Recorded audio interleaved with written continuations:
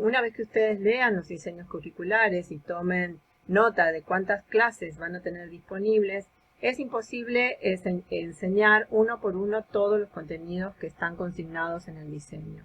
Es por esto que los profesores deben pensar esa jerarquización y esa selección. Y es ahí donde el problema comienza a estructurar esa selección. ¿Cuál es el criterio a partir del cual nosotros seleccionamos algunos contenidos, profundizamos en los mismos y pensamos actividades y consignas que permitan a los estudiantes hacer su búsqueda y no la reposición pura de la información?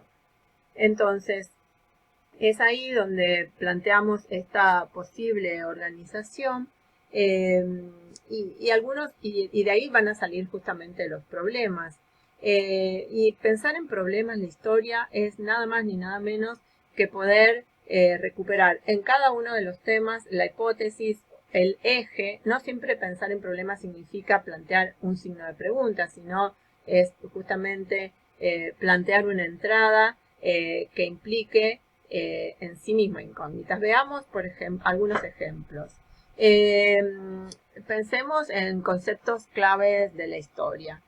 Supongamos el concepto de revolución, ¿no? O los conceptos que tengan que ver con cambios. Supongamos el concepto de revolución y, por ejemplo, pensando en las cuestiones o en los momentos actuales, podemos pensar con respecto a la revolución industrial o la industrialización y el concepto de crecimiento y distribución. Estos son conceptos que nosotros los podemos rastrear en toda la contemporaneidad, para poner un caso, ¿sí? Y ahí la incógnita sería si la industrialización y el crecimiento económico implicaron mejoras en la calidad de vida o una distribución de los recursos naturales, por poner un ejemplo, que se deberá resolver en la secuencia que nosotros podamos proponer. Pensemos en los interrogantes con sentido escolar. Estos obviamente tienen que ver con la posibilidad de resignificar los contenidos históricos en conexión con la vida de los estudiantes. En este caso, en este momento se me ocurre, por ejemplo, la cuestión de Malvinas, ¿sí? Y aquí sí podríamos también pensar opciones metodológicas que nos propone la historia, como la historia oral y el desarrollo entonces, o quizás pensar una secuencia donde se involucre metodológicamente la historia oral, la conexión con familiares, con conocidos, con personas que hayan participado, por ejemplo, en el conflicto de Malvinas, directa o indirectamente. Cuando hablamos de grandes ideas ejes, por ejemplo, se podría formular un problema, supongamos, con el eje de la construcción del Estado-Nación. En lugar de pensar hechos y sucesos en una secuencia cronológica solamente, lo que nos importa es poder ir marcando etapas que vayan implicando las distintas opciones en ese proceso de construcción.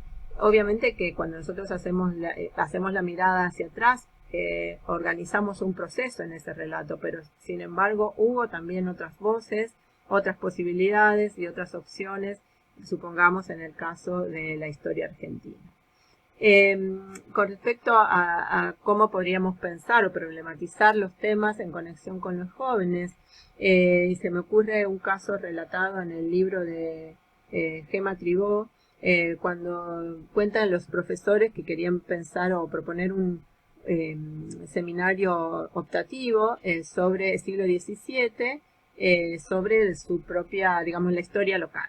Pero estaba así denominado, ¿no? La historia local en el siglo XVII, no se anotó ningún estudiante. Y esta autora relata cómo esos profesores luego cambian en la perspectiva e incluso la denominación del seminario y lo denominan la última bruja en Caldés de Montjuïc, que era la comunidad.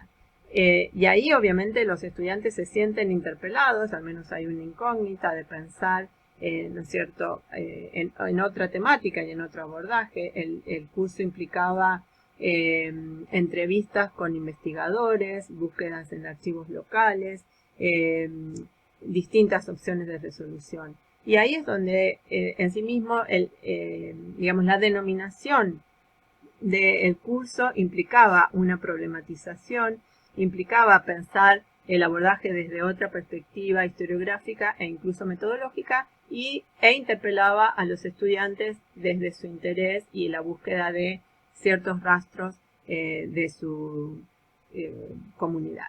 Estas son como algunas opciones, pero por supuesto que todos los temas de la historia nos permitirían a nosotros avanzar en la construcción de la problematización, y es eso a lo que los estamos invitando.